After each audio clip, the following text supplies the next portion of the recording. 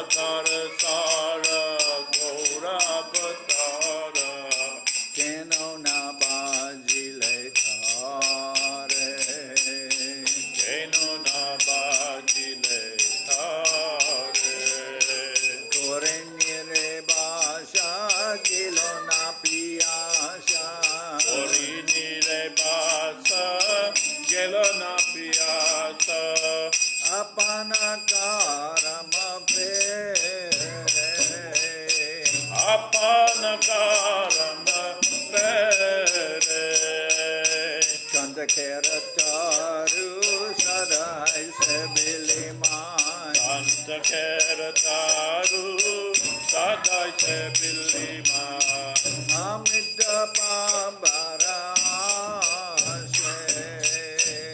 Amrita Pavara Ase Prema kalpataru shigoranga amar Prema Kapataru Vigoranga Tahare babile dije Amar Amile Bije Tora berashe phala shashungiliman Gaura Berase Palasha Sunkiliman Nasate pasilokita Nashate Pachila Kita Ekudanda babi kata chushiliman Vidyadanda Bhavi Kata Kuchiliman Kemone pai bimida Emone Pai Bemita Harabolia golaya pariliman Parabolia Golaya Periliman Shamana kingora sapa King Korasapa Sita bolia aguna pahaliman Itala Olia Agun Mohaliman Pailiva jaratapa Paili Bajara Tapa Samsara bajili Shri Goranga Pulili Samsara Bajili Vigoranga Bulili Kashunili Sadurgata Asunili Sata Kata Iha Parakala Dukala Koyaliman Iha Parakala Dukala Kohaliman Kaili Apanamada Kailiya Panamata Iha Parakala Dukala Koyaliman Iha Parakala Dukala Kohaliman Kaili Apanamada Kailiya Panamata Jaya Nitai Jaya Gora Hare Jaya Gora Hare Jaya Gora Hare Jaya Gora Hare Jai Gaura Hari, Gaura Hari, Gaura Hari, Jai Gaura Hari, Jaya Gora Hare Jaya Gora Hare Jaya Gora Hare Jaya Gora Hare Jai Gaura Hari, Gaura Hari, Gaura Hari, Jai Gaura Hari.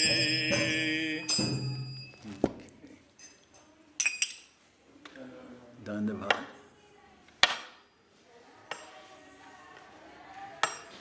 One time when Srila Govinda Maharaj visited us, he told us that preaching to people in the temple is nice, but he gave more value to preaching to people outside of the temple. That he wanted the preaching to go on all over, not just inside the temple. So one of the things I remember reading, maybe I mentioned it last time we was here, it was in the Chaitanya Bhagavat, that Mahaprabhu was having his kirtan in the house of Srivas Thakur and Srivas Angam. And it was behind closed doors. So Mahaprabhu's intimate devotees were there, and on a few occasions when some people snuck in, then Mahaprabhu immediately, even though they were hidden, he would know their presence. In one case, a man who was a brahmachari came into the kirtan, and he was hiding, and he did so with the assistance of Srivas Thakur himself. And then Mahaprabhu was doing kirtan, and things were flowing, and devotees were dancing, but Mahaprabhu stopped and he said, "I'm not feeling normal ecstasy." And he says, "Somebody is here, someone is hiding." And then Srivas Thakur admitted, "Yes, I've hidden this man." And it was mentioned, but that brahmachari, he was a nice man, but he just wasn't yet surrendered to Mahaprabhu. And it's described he had the quality that he only drank milk. He was a good-hearted soul and was very limited. Of course, not a vegan, but still he was only drinking milk. Then Mahaprabhu, when he discovered him, the devotees took him out, and then that good soul, brahmachari, he reflected, yes, Mahaprabhu is correct. Just drinking milk is not a qualification for devotional service, and that I should surrender to Mahaprabhu. And when he was thinking like that, then Mahaprabhu called him back into the kirtan. And in other words, he surrendered to Mahaprabhu when he was admitted to Mahaprabhu's circle of devotees singing in Srivasangam. But at the same time, then, many of the people outside in Navadip, they were also very much feeling dedication to Mahaprabhu, but they were thinking that we're householders, we're living outside, we will never have any entrance into Srivas Thakur's house, and what will happen with us, and we'd like to make some offerings to Mahaprabhu, but we don't have that opportunity. Then Mahaprabhu went there, and he actually accepted their offerings that they offered. And then he told them, "Now I'm giving you the Maha Mantra." And this is what I noted especially, because so many times in the Chaitanya Charitamrita, Mahaprabhu's, it's mentioned, Krishnadas Kaviraj is referring to Krishna Nam, that they're all chanting Krishna Nam. And of course, Srila Bhaktivedanta Swami Prabhupada is giving the purports, and also he's giving the translations. And even many times where it says Krishna Nam, then Prabhupada will write the Hare Krishna Maha Mantra. But it's actually saying Krishna Nam. But and based on what Vrindavan Das Thakur has said, then there is every justification for doing so, as Prabhupada is doing, because Mahaprabhu accepts the gifts that are the offerings, the flower garlands and the fruits and everything that people are, the people in Navadip are offering to him. But he also says to them, "Now I'm giving you specifically this Maha Mantra." And he tells them the whole Maha Mantra. He says, "This is the Maha Mantra, and I'm asking you to chant this in your homes. And what you should do is you should gather 8 to 10 persons together in your homes and have regular meetings, and all of you should, in this way, come together as groups and you chant the Maha Mantra in your homes of worship, and you play kartals and mridangas in your home. Mahaprabhu tells them that. And I can see that this is also was on Srila Govinda Maharaj's mind when he was telling us, So, now I'm saying that sometimes it's hard to chant or sing the kirtans when the children are beating on the mridangas, and sometimes they'll pick up a pair of kartals and they'll start banging the kartals. And sometimes it produces a certain amount of cacophony, but still at the same time we relish that. We relish it because we like to see the children. We like to see like this little Balaram. He can't even reach both sides of the mridanga, but he's very enthusiastic, and he'll hit one end and he'll run around and hit the other end, and we like to see that. We like to see also. We like to see all the children actually playing the instruments and joining in the kirtan, and they're enthusiastic. And maybe also when we have many people in the temple, then they can bang on the instruments, and it's not so noticeable. But when we're only a few, then it's more noticeable. But I saw that Mahaprabhu, he wanted everyone to do what we see as his formula for Namahata. And we were singing this, Nadia Godrume. And it's actually describing that. It's describing the Namahata. That Nityananda Prabhu, as Bhakti Vinod Thakur says, he's the keeper of the marketplace. It's Nityananda Prabhu. That marketplace is Namahata. Nam, we know, means the holy name, and Hata means the marketplace of the holy name. So Nityananda has opened up this marketplace. And Mahaprabhu asked that all the devotees, especially in their houses, they can call together some interested friends or neighbors or devotees, and then they can have Namhata in their houses. And the more that goes on, and the devotees can then, some of the leading devotees, like Madhusuda Maharaj, he's supposed to come tomorrow, right? No, Tuesday. Monday. Tuesday or Monday? 14, isn't it? He's coming. Someone told Wednesday, me to 12. No, that's Chagi March. Chagi Marsh. Oh, I thought it was Madhusuda Marsh. Okay, 14th is Madhusuda Marsh.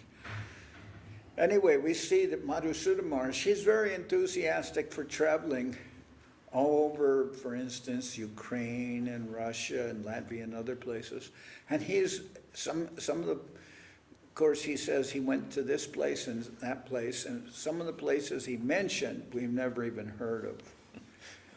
They're, I'm sure they're known to Russian people, but of course they're not known to us. And then he visits places like Tomsk, which we have devotees there, of course, but that's in Siberia. Yeah. I remember one time I was flying to China from California, and Madhusuda Maharaj was sitting at a window, and I was sitting in an aisle. I like to sit at the aisle so I can get in and out, like that. I think in Bengali they have this expression called Suchi Hut. It means clean hand, right? So someone who, has almost got this, I don't exactly have obsessive compulsive disease where I have to be cleaning my hands constantly, but, then many times after eating, or even sometimes I'm in the temple and I'm eating, and some guest will come and while I'm eating, and they'll shake my hand, and I feel like the desire to get up and wash my hand, or I'm kind of like that. Madhusudana Maharaj, he liked to sit near the window so he can see out the window, which in this case was very interesting because we flew almost to the North Pole and then we came down through Russia. So we must have been flying through Russia down towards Mongolia and outer Mongolia and inner Mongolia, which is in China, and then down through to, I guess it is, Beijing. But it was something like 9 hours flying through Russia from the north down. And it's a very big country. Russia is huge. So Madhusudana Maharaj was sitting out the window, and most of the things, there's many on the map, you know, you're watching the interactive map, there's many cities that, and if I saw the map, I could recognize some of the cities which we passed. But if you look out the window, all you see is white. It's all snow through those places. But that would remind me how Madhusudana Maharaj, he's visiting so many of the places. Of course, when he visits, perhaps it's springtime also, and it's not all snow.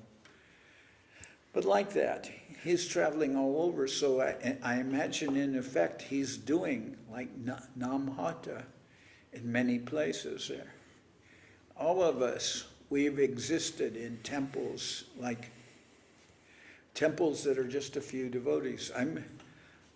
I'm reminded of that because I'm in SoCal, and sometimes like you see hundreds of devotees for something like Gaur Purnima, and on other festivals too, you'll see a lot of devotees. But often during the week, there's virtually, it's like being in a small temple. You only see 2 or 4 people, often with Parvat Maharaj, who has passed away, of course, and myself. We'll be in the temple. Sometimes we'll be reading Chaitanya Charitamrita or Bhagavad Gita, and there'll be 1 person or 2 persons in the temple, sometimes no one, you know, and then I'll try to remember, well, I'm speaking to the deities also, or the deities are hearing me, I should say. So in any event, we're reminded of being in a small temple. And I've been in many times in small temples. In small temples, there's a saying that sometimes it's more difficult to maintain a family than it is to maintain an empire. I don't remember who said that, but it might have been I don't know, Alexander the Great or someone. But you know, and a small temple is like a family also. It's not always easy. I see devotees like Jai Balai. He collects, he cooks, he does the worship, he translates the books. I'll see him with Ashram Maharaj. Ashram Maharaj will call Jai Balai virtually every day, and they're on the phone for an hour, 2 hours, 3 hours on the Bhagavad Gita into Spanish. And that's been going on for almost 2 years now or more. They're on there every day with the Bhagavad Gita. So, yeah. Ashram Maharaj, that's his nature. He's a very deep thinker. I'm kind of very impulsive. I do everything on impulse, like, you know. And sometimes it works for me, a lot of times, because I can react to a disturbance or something, even a threat. I can react very quickly. I don't have to think too much about it. But other times, when regret's being impulsive, Ashram Maharaj, he thinks things through very, very deeply. Anyway, that I was saying, it's, you know, Jai Balai, he is in a small temple. Sometimes he's the only one there. Sometimes there'll be 1 or 2 other people, but he does virtually everything himself. So the idea, I'm thinking like that, the idea of the Namahata, may be in this atmosphere, especially outside the temple, where somebody doesn't have so many, devotees with them. But maybe once a week or twice a week, something, or once every couple of weeks, they can have namhata. People can come over and they can all, chant the holy name and cook something, serve it to the devotees. I remember a conversation I had with Saraswati a long time ago, before the deity came here.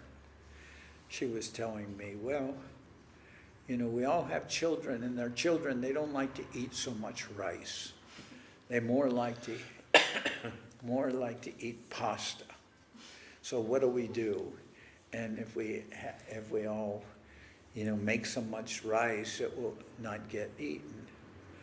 So my thinking, and I was thinking what I heard that Srila Govinda Maharaj gave some very liberal standards, even for the worship in, for instance, Italy, I think it was. You were just in Italy. And I was thinking like that, and I said, well, and this is my opinion.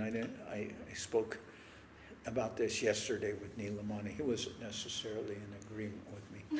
But I was saying that, well, during Mahaprabhu's time, there was a special rice that was made for the Vaishnavas. We always see perfect grains of rice, but that doesn't happen naturally. The way to get the untouched grains of rice is you have to boil it a little bit, and then the husk will come off. But that was during Mahaprabhu's time. That was not acceptable for Vaishnavas, because it had been pre-cooked by somebody not to be offered as a part of the process. So for the Vaishnavas, they mechanically took off the husk, and some of the rice would be damaged a little or chipped in the process of taking the husk off. That doesn't refer to in the Chaitanya Charitamrita where they call chira, chip rice. That's not what it's referring to. Chira is, they call chira chip rice for want of a proper translation, but chira is not chipped rice. It's not chipped at all. It's more like rice flakes, like corn flakes. Yeah, flat rice is it? Flat rice, okay.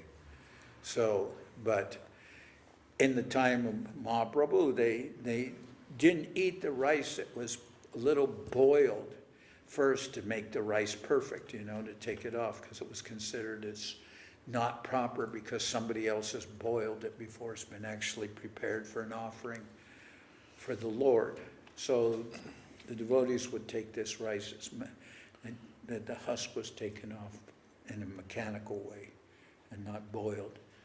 So I was thinking when I talked to Saraswati that actually the rice that they sell in the marketplace, I don't know how they get, maybe now they have a mechanical way of, a different way of getting the husk off, but maybe we wouldn't consider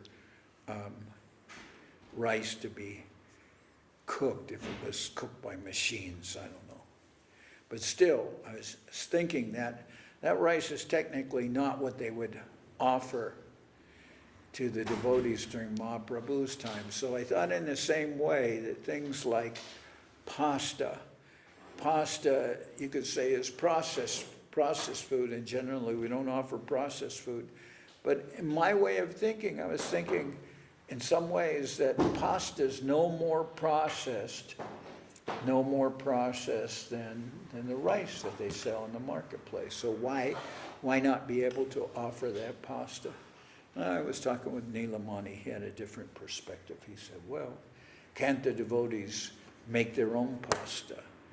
Yeah, they can. It usually doesn't come out as good. It comes out like chapati dough, rolled and then cut into pieces of pasta or something.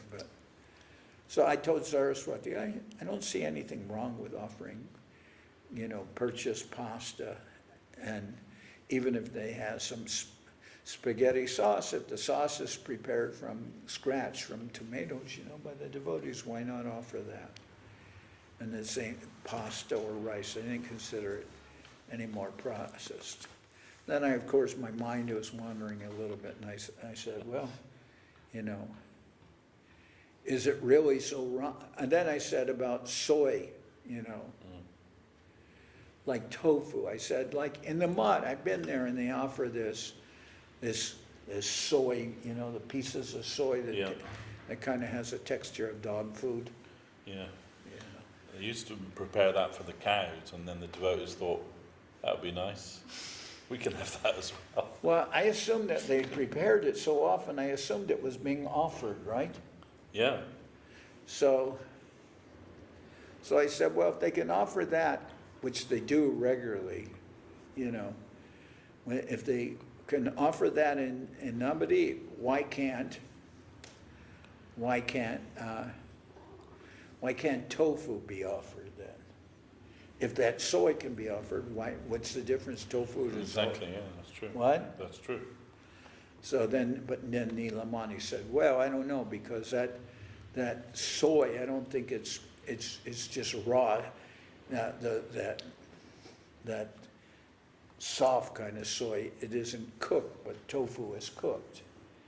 No, it's processed. It's not like a raw soya bean, is it? They prepare it to make those chunks somehow. Yeah, so that's my way of thinking, that the tofu would be offerable, the pasta would be offered. Maybe Nilamani's perspective is a little correct, because he's thinking about in terms of Gandharvika Giridhari, that, when you have maybe a higher standard. But I don't see that. I don't see any difference between Mahaprabhu and Radha Krishna if you're worshiping, why you shouldn't be able to offer these things. Anyway, that's my feeling, because I'm thinking of that way. In the temple, as I said, sometimes we're limited by the personnel or the people that we have in the temple. We have a small group of people, and then you don't want to see that prasadam is thrown out or anything. When we first came to Guru Maharaj, he asked us, what do you like to eat? And he was prepared, to have the cook make what it was, like your food. He used to say, what's your food? So he was prepared to whatever that would have been, but we just whatever the devotees take, we'll take that. Except it was all too hot because of the chilies. Yeah. And Guru Maharaj told the cook, but they don't take chili, so don't cook with chili. But he couldn't not cook with chili, and then Guru Maharaj was chastising him. I told you not to cook with chili, and he just said, Maharaj, I don't know how to cook without chili. I can't do it, it's impossible. And Guru Maharaj said, okay, but then make it at least less chili. Then they set up a Western kitchen later. Yeah, that was in Srila Govinda Maharaj's time. They did that, but when we first went, we just ate what everybody else ate, and sometimes it was really hot. Anyway, that's kind of the way I like to take prasadam anyway, with chilies. But I understand their children and everything come into the temple, and so. But like that, I was considering how we can expand kirtan outside the temple, how we can have preaching go on outside the temple. Because I mentioned Madhusudana Maharaj, that's very nice that he's traveling everywhere and he's visiting. I'm sure there are groups of devotees in all these places. But still, the essential element of reaching people is to be able to go visit them in their houses. But at the same time, we don't want to compromise our values, like for instance, I haven't seen, in our temples, we don't have, I'm not saying it's wrong, but we don't have Jagannath, Baladev, and Subhadra in the temples of the Sri Chaitanya Saraswati Math. Someone could say, well, Mahaprabhu, he is worshiping Jagannath. He's in Puri. Yeah, Mahaprabhu's worshiping Jagannath, but it's saying specifically he's seeing him as Krishna with the flute. And it's also mentioning that the Jagannath temple is Dwarka. That is Dwarka. And when they go to Gunjicha, it's like Radharani wanting to take Krishna back to Vrindavan. In no sense of the word is the Jagannath Puri temple Vrindavan. Subhadra was never in Vrindavan. And it's the Dwarka, it's like Dwarka. And that's not our worship. But we see that worship that was going on in Jagannath Puri, that was specifically being administered by Maharaj Pratraparudra and those persons appointed by him, like Sarvabhauma Bhattacharya was like the court Pandit. He had something to do with the worship in Jagannath Puri, as did Kashi Mishra. And the king would go to Kashi Mishra's house, and the king would massage Kashi Mishra's feet. And while he was massaging Kashi Mishra's feet, he would ask him for a report on what was going on in the Jagannath Puri temple. So then when they have Rath Yatra and all these festivals, the king is telling them, spend this much, serve this, do this. But the worship itself is not going on it's not going on for instance, it's not going on in our temples and in the Gaudiya Math. Well, they do have Jagannath in the Yoga Pit, but not Jagannath, Baladev, and Subhadra. They have deity of Jagannath there. And we also heard that when one of the other members of the Gaudiya Math was doing Rath Yatra in Navadip, then Guru Maharaj involved himself and he said, this is not correct, because the purpose of Rath Yatra is to take the Lord back to Vrindavan, but it's meaningless if it's actually opposite. It's actually against the Siddhanta. If you're having Rath Yatra in Navadip, because Navadip is Vrindavan. And what's the sense of doing Rath Yatra, taking the Lord back to Vrindavan if you're in Vrindavan itself? So then Guru Maharaj was upset about that, and he commented. And also he said when the residents of Vrindavan see a Rath, they think, oh, Krura is coming to take Krishna away. Yeah. In fact, when it said when Uddhava visited Vrindavan, he came in some kind of rot, and then the people in Vrindavan, the devotees, were very upset seeing Uddhava come in a rot, and they thought, is this a Krura again? Who brought this rot? The rot has already come and taken Krishna away. Now what do they want to do? Take our flesh? They were very upset. So, that rot is not, seeing a rot car is not a desirable situation in Vrindavan to see a rot pull up. And then in Vrindavan they're thinking now the rot has come to take Krishna away. Or this Akrura.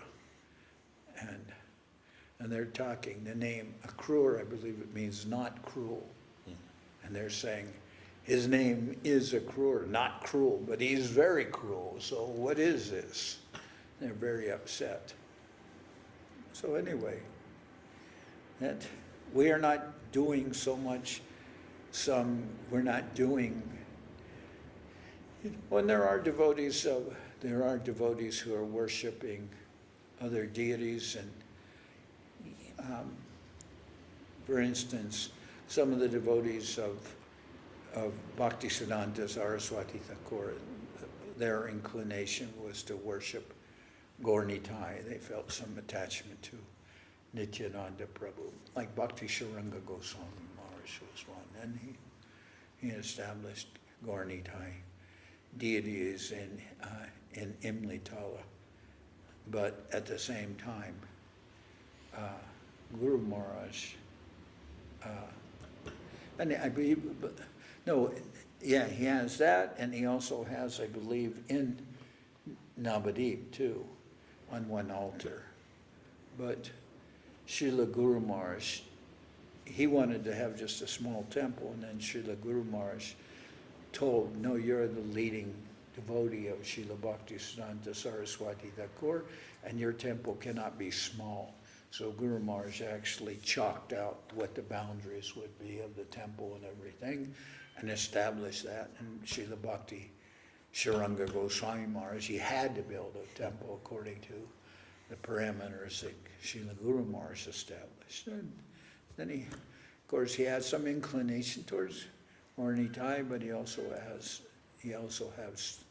the other main altar of I don't know the names of his deities, but Gauranga Mahaprabhu and Radha Govinda.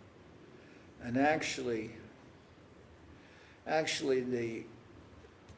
the worship established by Srila Bhakti Siddhanta Saraswati Thakur is that of Gauranga Mahaprabhu and Radha Govinda, are different names of the deities, but he established those three deities together as worship.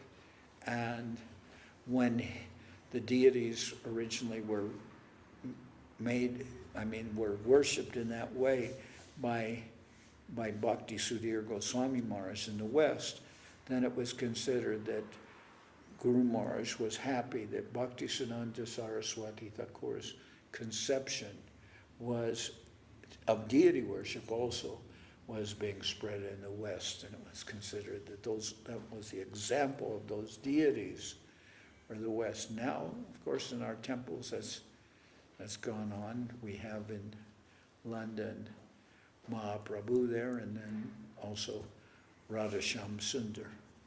So that same process. But we can also say here where we have Gauranga Mahaprabhu, that we also have that, because there are many temples where there's just Mahaprabhu present by himself, and not necessarily having Radha Govinda there also, but that's all contained within Mahaprabhu. We can say when we sing Saraswat Arti every evening, it's not incongruous with what we have on the temple, because Sri Krishna Chaitanya Radha Krishna Nahiyanya, we have Mahaprabhu present. We also have Radha Govinda present, or Gandharva Govinda Sundar, Gandharvika Giridhari, Radhasham Sundar, Radha Gopinath, according to the different temples. But we have that when we also have Mahaprabhu present.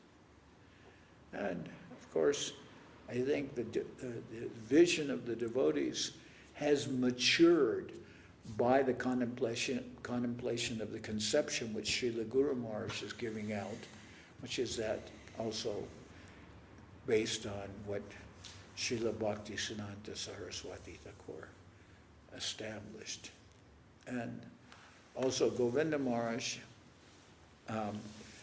also Guru Maharaj, and I believe Govinda Maharaj also emphasizing the same thing, is generally speaking, where we establish deities are places where people own their own houses. Yeah, you have to go to the airport. Yeah. Where people have their own houses, because we don't want to establish in a rented house, and because we're giving everything to the deity, and then if there's a landlord who owns the property, and then he can suddenly he triples the rent, and we can no longer afford to live there, then then the deities are being dispossessed. So we don't want that. We want to do those things. Anyway, I was saying, I don't want people to feel that because we don't necessarily want the deity, the children to practice during the arti, especially when we don't have a big crowd, and when you just hear the banging of kartals and mridangas, going on randomly.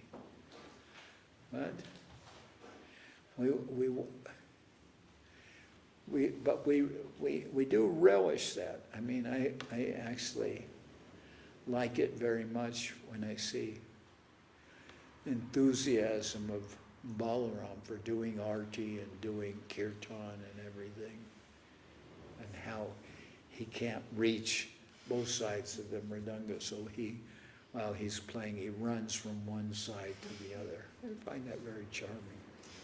That's very nice to see that. So that's going on. Anyway, I'm happy I've been able to come here to London again. Sometime maybe in the future I can come a little longer, and maybe that way I can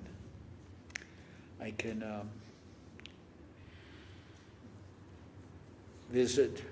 Maybe I can fly over, stop at Ireland, visit there, and then come here and visit the two temples here, and maybe sometime go to Bournemouth or something like that. Visit there. I've never been to Bournemouth, but I'm happy to see all the devotees come here from Bournemouth. That's very nice. And other places. Now, where does Lakshmi Kanti live? Birmingham. Huh? Birmingham. Birmingham. Okay. 2 hours away. Okay. Are there any devotees in Manchester? Are there any Hindus? Sheffield. Huh? Sheffield, right? In Sheffield is Ananda. Who's that? Ananda Swarupini Devi and family, they live in Sheffield. I don't know. Who's that? Anyway, there are a few Hindus that live there, right? Yeah, and another devotee called Krishnamurti. Quite a few. Cheltenham, we have Tota Gopinath. Venezuela, devotee. Tota Gopinath. Yeah, I've never been to those places. The only place I've been is London, and I went to Harrington. What is it, Harrington? Harrogate.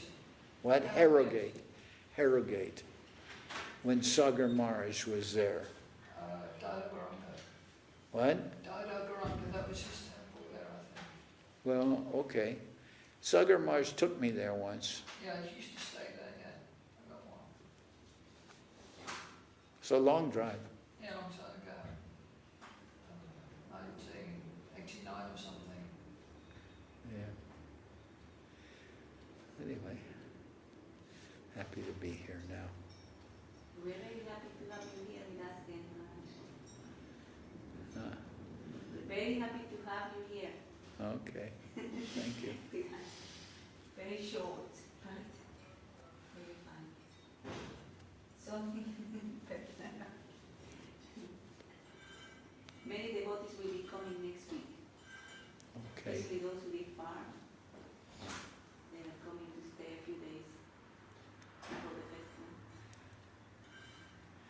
Yeah, I came here earlier because I thought if I come here earlier, then I could go back to Sokel for Janmashtami, because my concern has been that this last year 4 prominent devotees have passed away, recently 3. And there were persons like Ramai, who I felt very attached to, and then Parvat Maharaj, Pushta Krishna Prabhu, Daitananda, all passed away. So then I'm considering, if I'm not back for Janmashtami, who will run the program? Now I suppose we have devotees like Jai Ram and Arun Krishna that they could do that, but it would feel kind of like that. I mean, they're good devotees, but they're newer devotees. I mean, relatively newer. They've been devotees for 6-7 years or so, or more, I think. More because they are initiated by Govinda Maharaj, but still, you know, some of our, and also Sarva Bhavana, his wife Dikshavati is very ill, and I think they're relocating to Tennessee. Yeah. Because Dikshavati, her health is really bad, and they need to go to Tennessee to get higher up on a list to maybe receive a liver transplant. So, you know, everything has become unstabilized in SoCal. And that all happened recently. So although maybe somebody could run the Janmashtami program, I was thinking that with so many people having suddenly passed away, it's not a time to inaugurate changes. I thought, let the changes happen, but let them happen gradually. Don't spring everything suddenly on the devotees. That was my thinking. Otherwise, as I said before, since you had scheduled the anniversary for the deities this year on the 17th, which is the 17th is a Saturday. Then we'll do Saturday, 17th Saturday, and then the 18th and Green Street, and the 19th I'm leaving. But the devotees aren't. I didn't know the devotees weren't going to be here so much this week. I thought they'd be here for both weekends. But anyway, I'm happy that the devotees from Bournemouth come down. Yeah. And many devotees are watching online. Uh-huh. And they're going to stay in March. What's that? They're staying as well. They're staying over. Oh, they're staying over.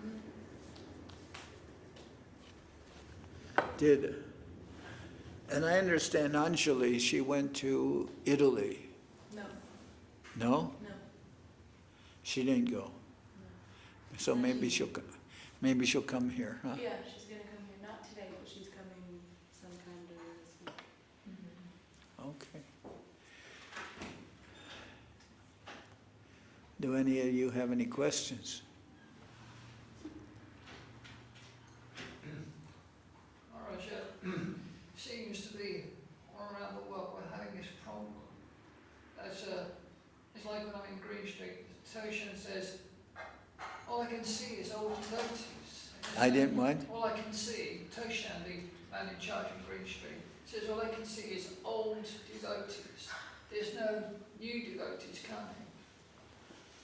Well, yes, that part of the problem is that one thing we may not always remember or consider is that a lot of the younger devotees are under a lot more financial pressure than the older devotees are, because they have to pay very high rents, and they have to be able to at the same, so they're involved in full-time jobs in order to be able to provide for their families.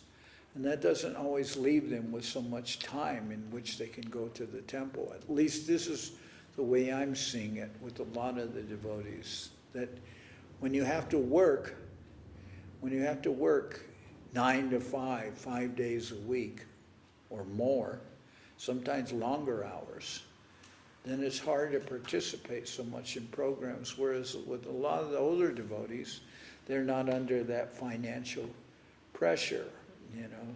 They, for one reason or another, they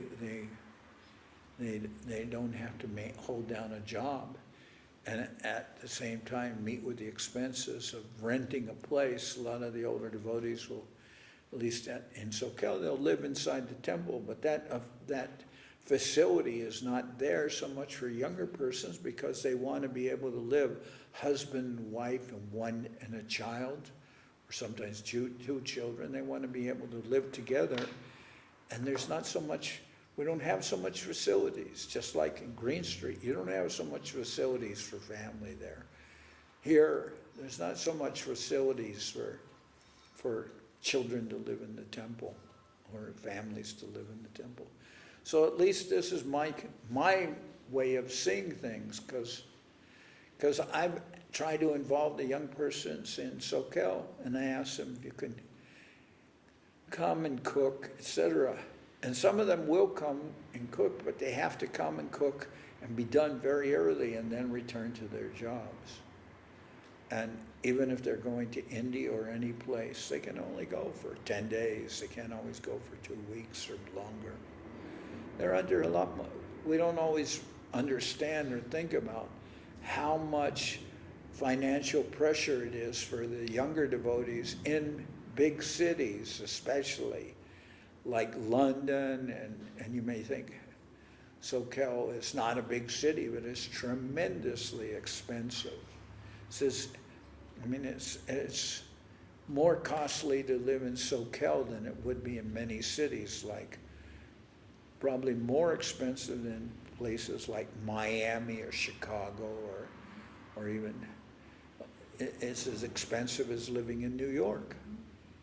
So how are the devotees going to be able to come up with the huge amounts of money that they need to pay rent?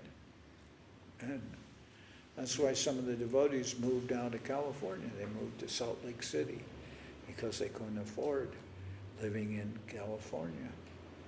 It's just so much.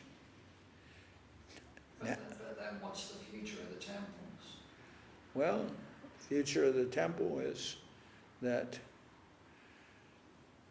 I've heard Govinda Maharaj say that, and I believe it was Guru Maharaj's slogan, he says, a running temple will run. So just like I was speaking earlier about SoCal, it's actually, we have a large community. We have maybe within the immediate area. For some festival like Gaur Purnima, we can have 150 people come to the temple. But any given Sunday, we may not even have somebody who will play mridanga sometimes. So what is the future of the temple? Well, it says, Govinda Maharaj says, a running temple will run, meaning the temple will continue to go on somehow or other. It may not have, as you're saying, always full participation. But you will see a lot of the younger devotees, they will come to major festivals like Gaur Purnima. And they'll also come to join in on festivals like Govinda Maharaj's appearance and Janmashtami, etc. What is the future? Well, eventually we would like to be able to involve more persons, especially the younger devotees.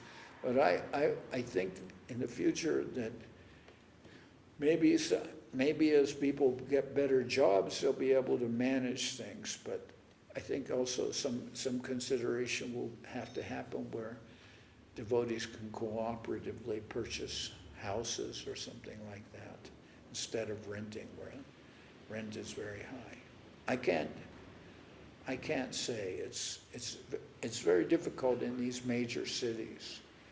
London, I'm sure that housing is very expensive here, and the cost of living is very expensive. So how can people who live on the outside, who have to pay, thousands of pounds a month in order to be able to live and to rent, just maybe thousands of pounds just to be able to rent a place, how will they be able to afford it and come to the temple all the time also?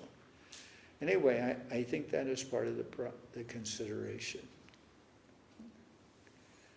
You know, what will be the future? Well, some of those younger devotees will be able to eventually perhaps resolve some of their problems and participate more.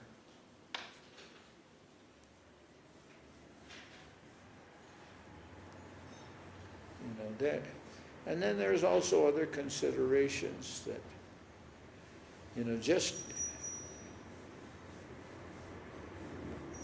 person has to make also a conscious decision whether how much they want to involve themselves in Krishna consciousness. It's not automatic. It doesn't happen just because someone's born in a devotional family. Like, I've seen, not all of Bhakti Vinod Thakur's family were devotees. Not all of Prabhupada's family were actively participating in the mission. Just because someone's born, just because people are born into devotees' families and they have initiation doesn't mean they're necessarily going to involve themselves extensively. But just like you may see tomorrow, what is it? When is Tyagi Maharaj coming? Monday. So Tyagi Maharaj is coming, and Tyagi Maharaj is a person that came from that same environment. He came from where we have many families in SoCal, and we cannot always count on the participation of persons. Tyagi Maharaj is a person who joined while as a student in the university. He joined and now he's one of the leading devotees in our mission. So as Srila Sridhar Maharaj also said, he said, I am interested in quality, I'm not interested in quantity. So we may not always count on the quantity. Not of so many persons that take initiation and live on the outside. Some may participate, some may not participate, but maybe there'll be one person who dedicates his whole life or her whole life to the service of the deities and service of the mission. And really, as it was said with Vasudeva Datta, when he wanted to take all the reactions of all the living entities so that they would be free to engage themselves in devotional service, Mahaprabhu has said it's not necessary for you to accept everyone's karma. You don't have to physically suffer for all the sins of the persons. Just by the presence of a pure devotee, an entire universe can be liberated. So it only takes, look, Gaur Kishore Das Babaji, maybe he only had one disciple. But that was Srila Bhaktisiddhanta Saraswati Thakur, and as a result, Srila Bhaktisiddhanta Saraswati Thakur brought unlimited numbers of persons to Krishna consciousness. So you could say Gaur Kishore only had one disciple, but that disciple did so much. So we can't always measure things based upon our quantitative vision. And we're thinking, what will be our future when we can't involve so many of the young persons? Well, we hope to be able to involve them, but even if we can't involve all of them, if we can involve some of them, that will be enough for us to go on. But I'm myself optimistic. I'm not pessimistic. I believe a lot of the young people will participate more, but maybe right now. And also, it's a little more difficult sometimes when somebody's very young and they've got all kinds of, considerations going on in their life. They don't necessarily not everybody is ready to become an ascetic. They want to have some enjoyment in their life. I see that regularly with the young persons. They go to sporting events and, they go on vacations and things like that. I think that's very natural. And I don't consider it to be something unnatural or detrimental. So I'm optimistic in the future. Some of them will become involved and things will continue. I mean, in the past, I couldn't see when Ramai left, how would the worship go on? But it has gone on. In part because Divya Shakti has taken up a lot of the responsibility. But there'll always be somebody that comes forward, I believe. Somebody, maybe there's a shortage in this respect, and other people will have to say, oh, I will do this much, and he'll do that much, and we'll do this much in order to see things will go on. Because, for instance, how some of the temples, not our own temples, but how some of the temples have gone on. Because things have been farmed out in some places to the Indian community. But that's not necessarily something we want to do. We don't mind that Indian persons who are initiated by Guru Maharaj and Govinda Maharaj, that they'll take responsibility for preaching and worship and all that. But we don't want our mission to just become, a place where the temples are set up for marriages and for other ceremonies that go on in Indian life. Nor do we want to change the standard of worship so that different, we want, as I said, the vision of Bhakti Siddhanta Saraswati Thakur, Sri Krishna Chaitanya, Radha Krishna Nahiyanya, Mahaprabhu, and Radha Govinda. And we're not going to necessarily worship all the avatars or so many deities in our temples. Okay? All right. So now we'll sing Hari Haraya, then we'll have Arti, and then what? Then Prasadam? So is this a normal Saturday? What? It's better than normal.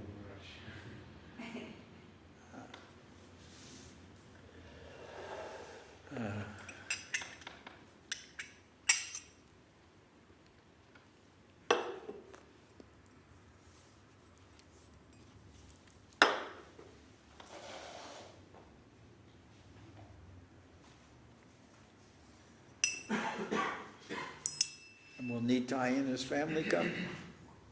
They will come on next week. Okay. They're working.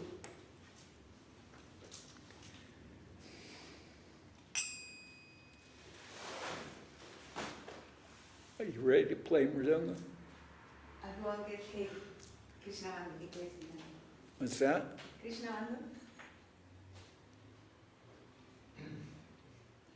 That's one of my concerns, because all you're saying about getting farmed out to Indians, and it's like, Oh, that what?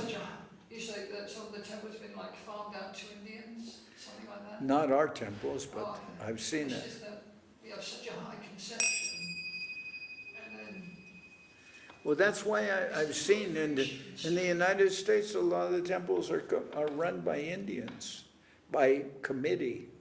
But in the process of doing so, they've accommodated themselves. Not that we want to involve them, but we don't necessarily want to have our mission become a social mission. We want to have our mission to be one of dedication to the vision of our acharyas, and not something that is necessarily just to accommodate, Hinduism. it's like you have a lot of Indians come on Sunday to Pardon me? A lot of Indians come to Green Street on Sunday. Yeah, but they're if very you ask them nice. Siddhanta, they don't know anything.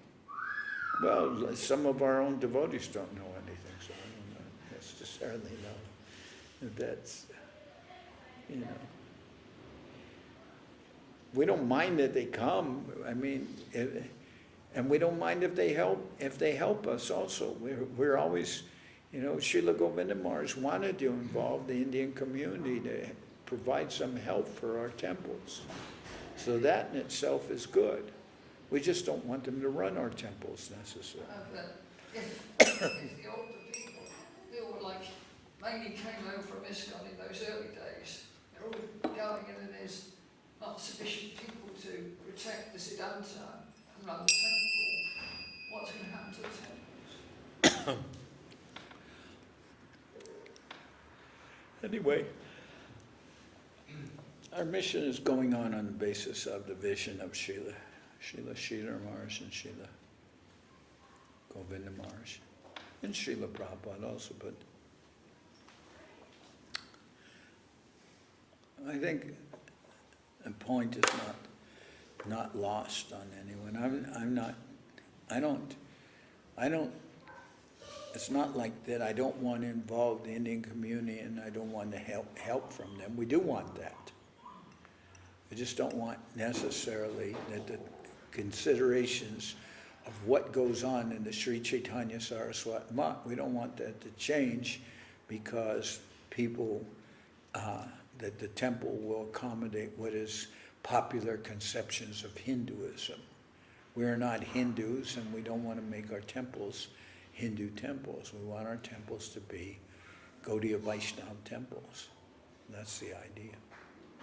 But if the Indian community is interested in joining with us, and I've seen many of them, they not only join with us, but in their own houses, they also change. They also start worshiping Gaur Nitai, or they start chanting songs that are in Bengali. I mean, many of them are Hindi-speaking persons, but they've taken up the vision of Mahaprabhu, and they're worshiping in their houses, Gaur Nitai, and they're chanting Bengali bhajas even in their houses in some cases. That's all very nice. And those kind of persons, we want them to participate. And other persons who haven't come to that standard yet, but are happy to visit the temple and feel it's part of their culture and they want to contribute. We also want that. It's just that our temples will not necessarily become Hindu temples. That's the idea. Hari Haraya Nama Krishna Jaravaya Nama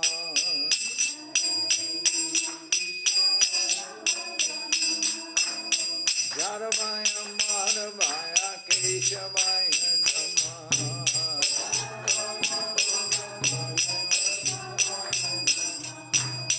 Gopal Govinda Ram Shri Madhusudan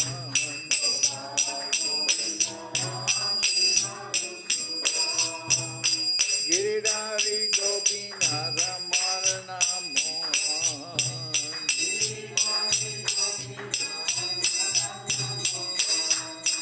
Shri Chaitanya Nityananda Shri Advaita Chandra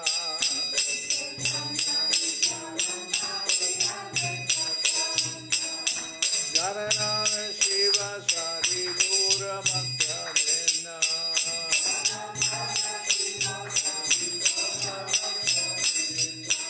Jai Rupa Sanatha Bhakta Raghunath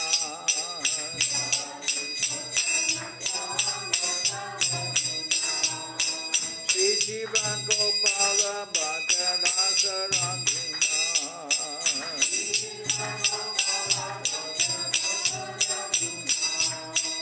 Hey Jai Gosai Kori Charana Bandhan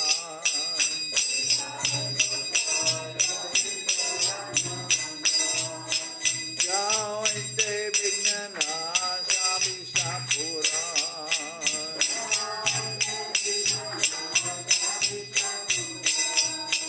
Hey Jai Gosai Jar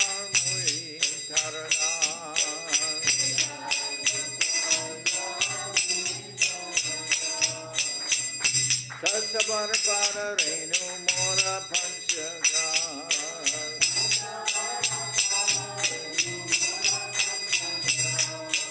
Radhe Charana Sevi Bhakta Saniva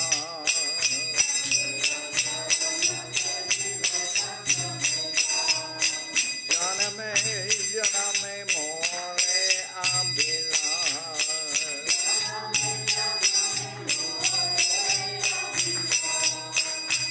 Jai Gosai Jabe Bhaje Golaban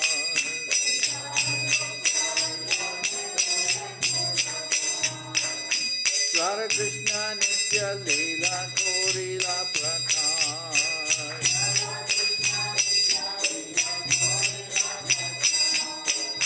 Anande Bolo Hari Bhaja Vrindavan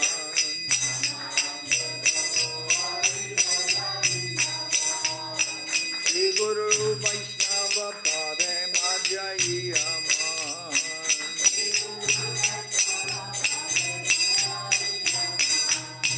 Shri Guru Vaishnava Pad Padma Koryan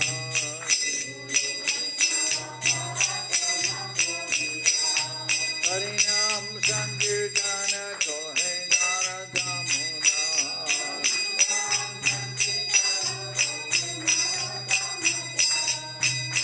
Hare Krishna, Krishna Krishna, Hare Hare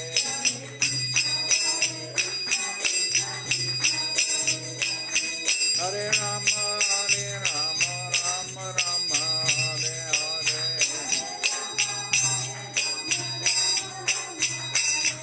Hare Krishna, Krishna Krishna, Hare Hare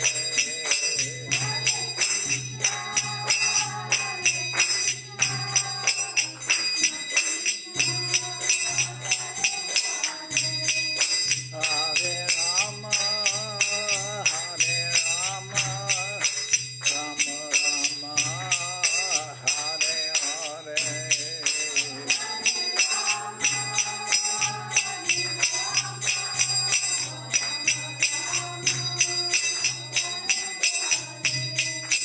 Hare Krishna, Krishna Krishna, Hare Hare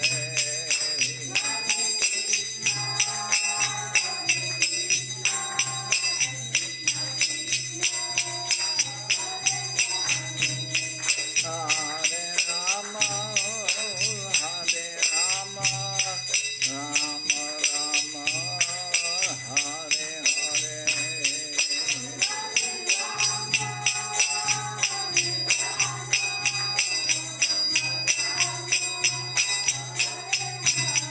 Jai Guru Hari Bo, Hari Bo, Hari Bo, Hari Bo.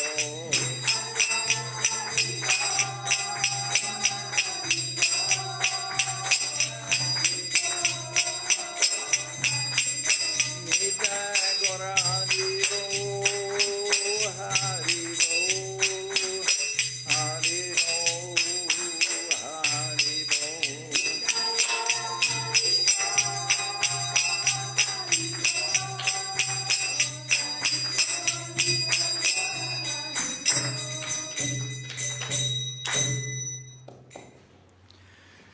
Jai Saparikara Shishi Guru Guranga Radha Giridhari Ju Ki Jai Jai Om Vishnupad Paramahansa Paravajakacharya Dharasada Shri Srimad Srila Bhakti Nirmal Acharya Maharaj Ki Jai Jai Om Vishnupad Paramahansa Paravajakacharya Dharasada Shri Srimad Srila Bhakti Sundar Govinda Dev Goswami Maharaj Ki Jai Jai Bhagavan Srila Bhakti Siddhanta Saraswati Goswami Thakur Ki Jai Jai Om Vishnupad Srila Gaur Kishore Das Babaji Maharaj Ki Jai Jai Om Vishnupad Srila Srila Satchidananda Bhakti Vinod Thakur ki jai.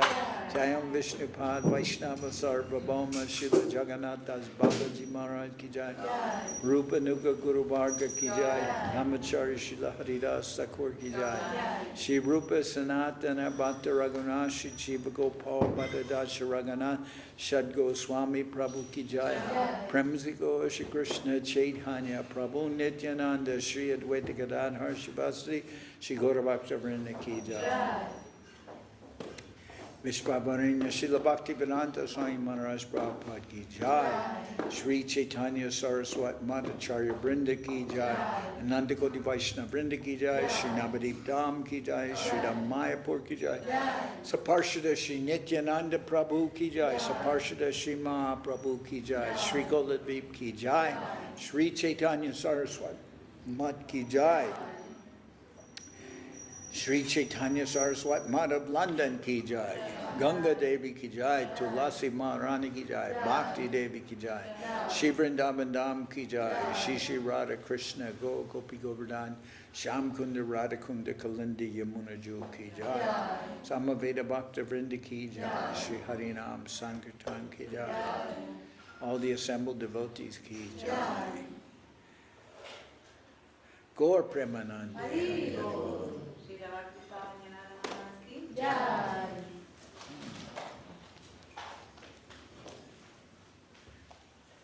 Has he been good? Have you been good? Thanks, sister. Yeah. Have you been good?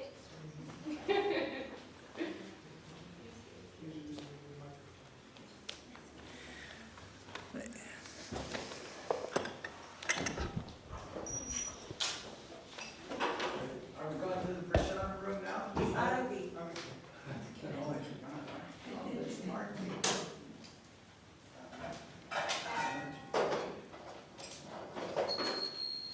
Then later I have some present for all for the kids.